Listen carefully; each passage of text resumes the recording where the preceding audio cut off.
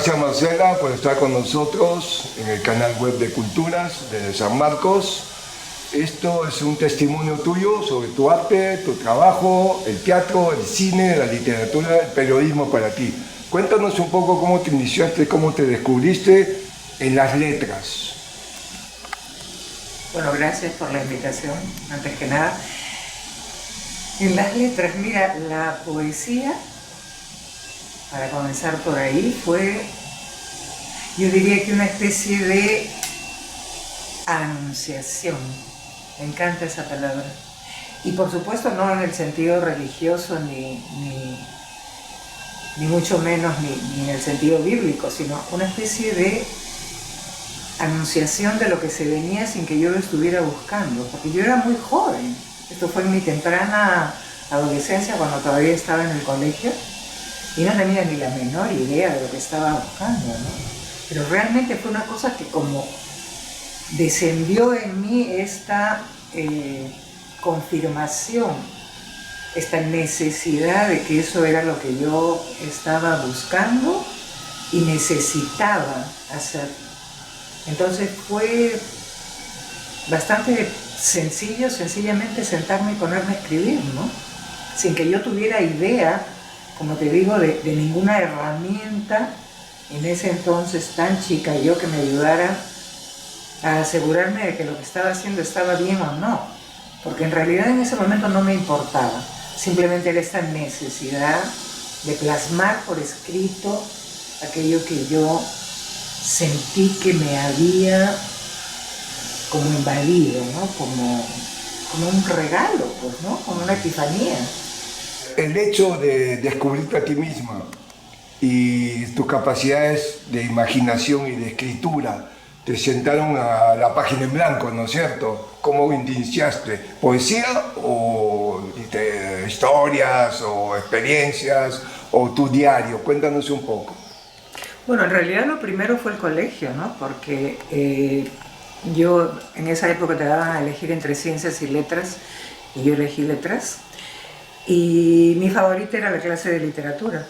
Entonces, dada la casualidad de que mis composiciones eran muy celebradas, nos pedían escribir un texto, un pequeño ensayo, una pequeña historia, y me salían bien. Entonces, en realidad empecé, si lo ponemos desde tan atrás, empecé con la prosa, ¿no? Y ya luego, por mí misma, vino la poesía. Y esta anécdota ya la he contado, pero mi padre me regaló una máquina de escribir y entonces me sentaba frente a ella y me salían carillas y carillas y carillas de poemas y yo no sabía de dónde venía toda esta inspiración, ¿no? O como la llamemos, ¿no? Porque era una cosa que me fluía naturalmente a borbotones por la cual me sentía muy agradecida, pero también siempre súper exigente, ¿no? Súper exigente. Decía, esto no sirve para nada, lo botaba, seguía insistiendo. Y hasta ahora estoy ahí, pues. Entonces seguí insistiendo durante miles de años. En esa época que tú te iniciaste también había una gran poeta mujer, Blanca Varela. ¿Leíste algo de ella? Por supuesto. ¿No es cierto? Cuéntanos un poco. Bueno, Blanca Varela, digamos que es una de las piedras fundacionales de la poesía peruana. Creo que es una de las mejores poetas peruanas que existen. Y siempre regreso a ella con mucha admiración, ¿no? Y mucho sentimiento. Concierto Animal, El Libro de Barro. No, Blanca Varela es una cosa... No tengo adjetivos para describir su poesía, ¿no? Está ahí y estará ahí siempre y me parece formidable, ¿no? Marcela, y Marcela periodista. Ese fue un descubrimiento absolutamente fundamental en mi vida, fundamental. O sea, yo entré al periodismo por la puerta falsa, porque yo estudié literatura, pero no periodismo. Por la música del azar, como dice el título de la novela de Paul Auster, empecé a hacer periodismo. Y después de muchos meses entré también por cuestiones del azar al comercio. Y ahí me quedé más de 10 años y fue una experiencia fundacional en mi vida, porque el periodismo lo que me ha dado y me sigue dando es que es el arte de comunicar. Aprendí a comunicar y a comunicarme con las personas. Creo que nunca he aprendido tanto sobre la comunicación, el arte de la comunicación humana, como con el periodismo, que me ha dado tantas alegrías, tantas buenas experiencias, tantos buenos encuentros, porque he tenido la oportunidad de entrevistar a gente maravillosa. Entonces ha sido una experiencia fascinante en mi vida, es una experiencia fascinante en mi vida. Tu incursión, tu descubrimiento del cine, venías de la literatura, estabas en Estados Unidos estudiando, y cómo es que eres hija de Armando Robles, cineasta, que es inevitable hablar de él en el sentido del cine, gran cineasta peruano. Cuéntame cómo es que entraste tú a la dramaturgia del cine, a la cámara, a la dirección, a los cortometrajes, al documental, a hacer script también de la película, una de las más importantes de Armando Espejismo. Cuéntanos. Bueno, trataré de resumir porque es una historia larga, pero efectivamente mi entrada al cine se debió a Armando, ¿no? Y por ello le estaré eternamente agradecida porque fue una cosa... Tú debes saber también como yo, Mario, esplendorosa, espléndida, mágica, poderosa. Yo estaba estudiando en la Universidad de Austin Literatura y recibí una invitación de mi padre para trabajar en una película que él iba a hacer en Panamá que se llamó Anmartule, un documental sobre los indios Kuna, imagínate, en las islas de San Blas, que es el paraíso en la tierra. Entonces, yo digo que intervino el azar de alguna manera porque dije que sí, porque pude haber dicho que no. Yo estaba casada, tenía 17 años, todavía no sabía bien hacia dónde quería ir. Entonces, el azar quiere decir que dije que sí, pero la invitación vino de Armando, o sea que dije que sí y se lo debo a él. Esa fue mi primera película, como script también.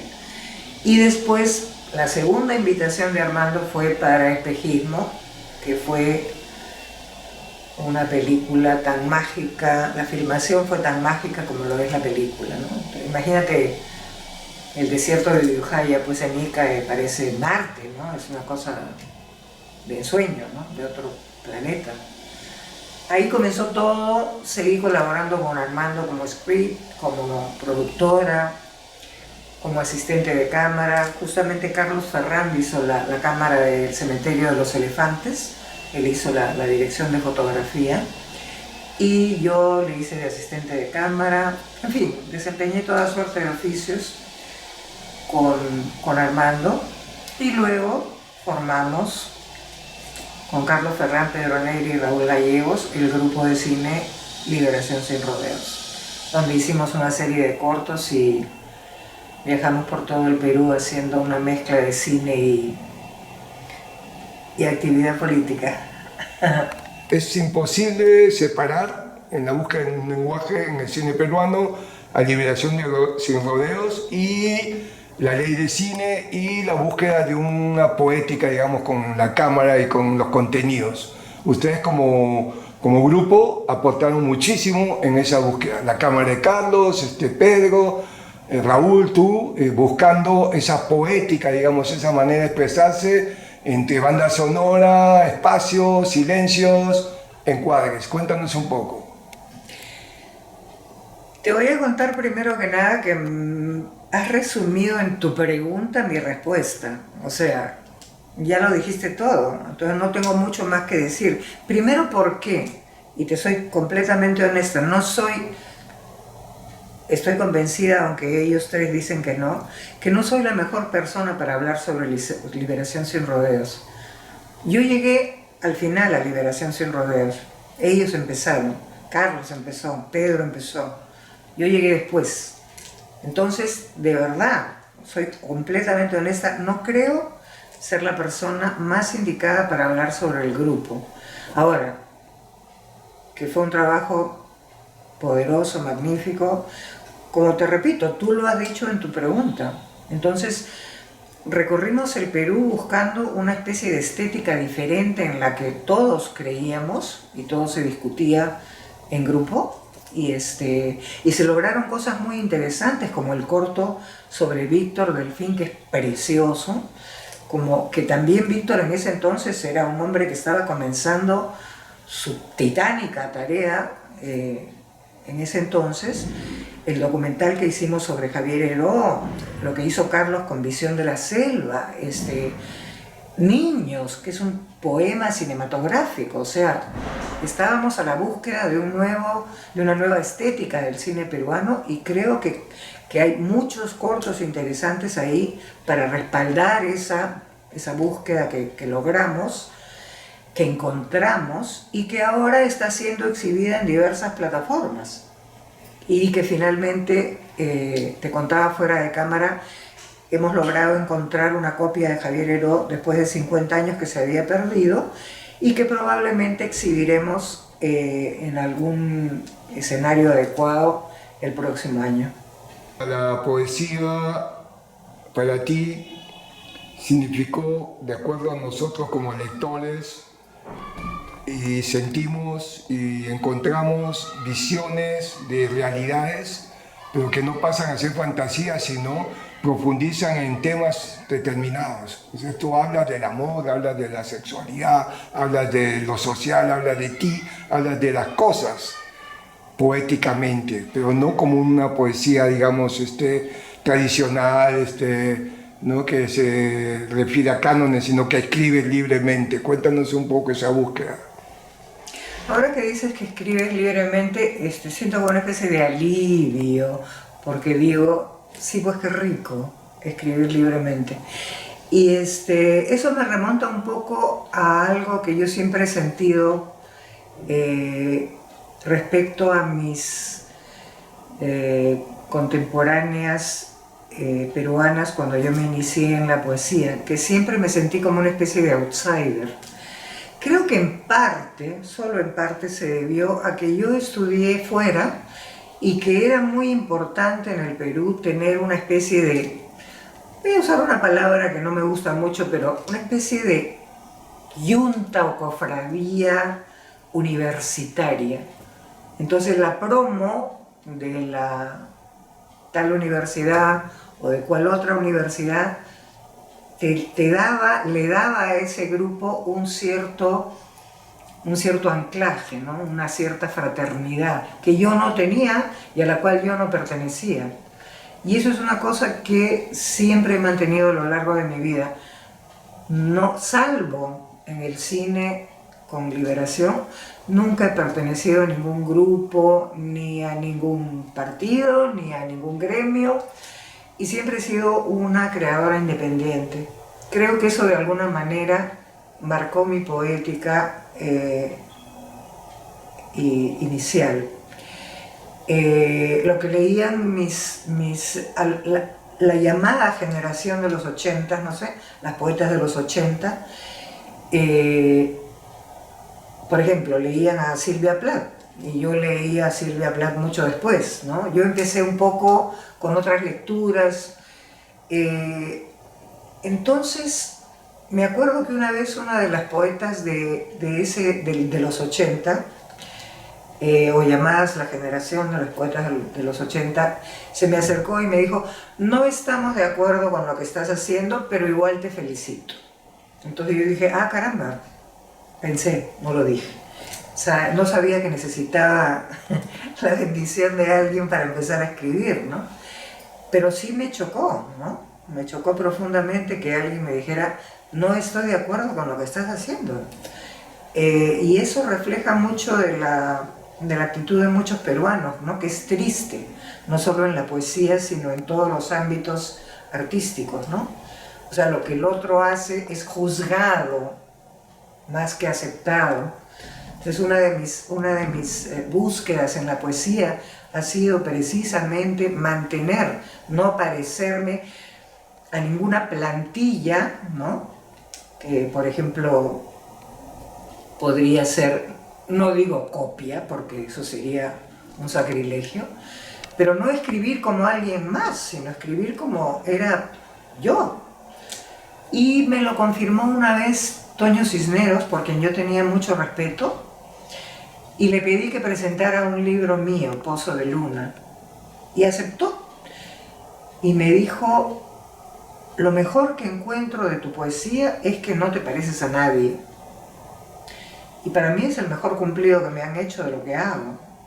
Entonces sí, he escrito mucho sobre erotismo, pero también he escrito sobre el amor y la muerte y sobre mi entorno, ¿no? O sea, cada vez el hecho de lo peor que le puede pasar a un escritor es mirarse el ombligo permanentemente, ¿no? Qué agotador, qué aburrimiento. Entonces hay que aprender a ampliar la visión en la escritura y aprender a escribir sobre lo que ves, sobre lo que quieres que los demás compartan, sobre tu visión del mundo, sobre tu visión del otro, del universo. Y ahí creo que está el secreto de ser un creador auténtico, ¿no? Marcela, en medio de toda esta realidad nuestra social, política, económica, ideológica que soportamos dignamente, pero sufrimos muchos, ¿qué pasa y cómo ves esta alianza que parece que hay entre el periodismo, la desinformación y el mundo real, donde incluimos tu escritura, la escritura de muchos poetas, novelistas, etcétera? ¿Cómo ves esta unión entre escritura, talento, trabajo y sociedad? Más bien hay una desunión, lamentablemente, ¿no? Y ese es el problema. Creo que lo más importante en este momento es como respirar, ¿no? Les habrá pasado a muchos. Uno cree que no, pero nos olvidamos muy a menudo de respirar. Es impresionante. Uno se da cuenta, estás haciendo algo y te das cuenta de que no estás respirando. Es un ejercicio yoga muy conocido. Hay que respirar. Tanto así como pensar. Nos hemos olvidado de pensar. Entonces, hay momentos para actuar y hay momentos para pensar y reflexionar. Creo que en este momento tan absurdamente confuso, no solo en el Perú, sino a nivel mundial, es el momento de reflexionar antes de actuar. Porque tampoco estamos actuando mucho porque no sabemos qué demonios hacer. Acaba de ocurrir, de realizarse el AI Festival en Arequipa, y escuché una mesa redonda muy interesante en la que participa el editor del diario El País, la versión latinoamericana, un politólogo peruano, Vergara me parece, y un exministro de Educación, y hablan sobre tu pregunta, ¿no? Entonces, uno de ellos compara al momento actual del Perú como un edificio en muy mal estado, en el que las cañerías están atascadas, todo gotea, todo es un moho, todo es un desastre, y creo que no es una mala metáfora, es decir, estamos descompuestos, algo está descompuesto y huele muy mal. Estamos desalentados, desasosegados y desconcertados. Entonces, así como hay que acordarse de respirar, hay que acordarse de pensar. Y respondiendo a tu pregunta, en esta unión de creatividad y sociedad, eso es lo que tenemos que hacer los escritores, los periodistas y los pensadores. mantener estos foros y estos espacios abiertos que son importantísimos para descubrir qué cosa es lo que está pasando con la sociedad peruana concretamente y saber qué cosa vamos a hacer de ahora en adelante, porque estamos paralizados. Creo que es un momento de parálisis social, porque como dice el Fado, maravilloso la canción, extraña forma de vida, qué extraña forma de vida, corazón independiente, corazón que no comando, ¿no? ¿Por qué tienes que correr si no sabes dónde vas? Entonces, primero tenemos que descubrir a dónde demonios estamos yendo, porque no tenemos ni la menor idea y el horizonte se nos ha perdido. Entonces, en esta catástrofe mundial, pero volviendo al Perú, importantísima la cultura, la educación, la imaginación y el pensamiento.